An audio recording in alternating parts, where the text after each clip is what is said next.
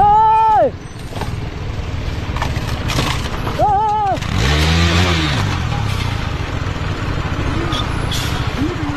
இந்த வீடியோவில் 3 பைக்கர்ஸ் வந்து ஹேர்பின் பெண்டில் டர்ன் பண்ண பார்க்குறாங்க. ஸோ என்னென்னா ஸ்பீடெல்லாம் இவங்க கரெக்டாக தான் வந்தாங்க. ஆனால் ஒரு ஸ்பேஷியல் அவேர்னஸே இல்லை இவங்கக்கிட்ட. ஃபர்ஸ்ட் பைக்கர் வந்து மூவ் ஆகி போயிட்டார்.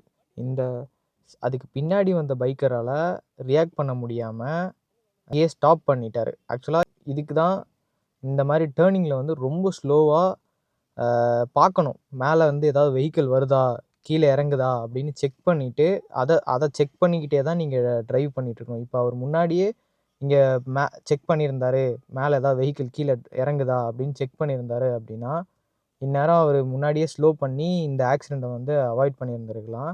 அதோட லாரி டிரைவருமே ஸ்டாப் பண்ணியிருந்திருக்கலாம். ஸ்டாப் பண்ணி இந்த ஆக்சிடெண்ட்டை வந்து அவாய்ட் பண்ணியிருந்திருக்கலாம். அந்த லாரி டிரைவர் வந்து வேணும்னே இடிச்சிட்டு போன மாதிரி எனக்கு வந்து தெரியுது இந்த வீடியோவில். ஹில்ஸில் டிரைவ் பண்ணுறப்போ பெரிய வெஹிக்கிள்ஸ் ஏதாவது மேலேருந்து கீழே இறங்குது அப்படின்னா அவங்க வந்து அந்த டேர்னிங்கில் வந்து அவங்க லேனில் இறங்க முடியாது. ஸோ அவங்க வந்து ஆப்போசிட்டில் இருக்கிற லேனை யூஸ் பண்ணி தான் கீழே இறங்க முடியும்.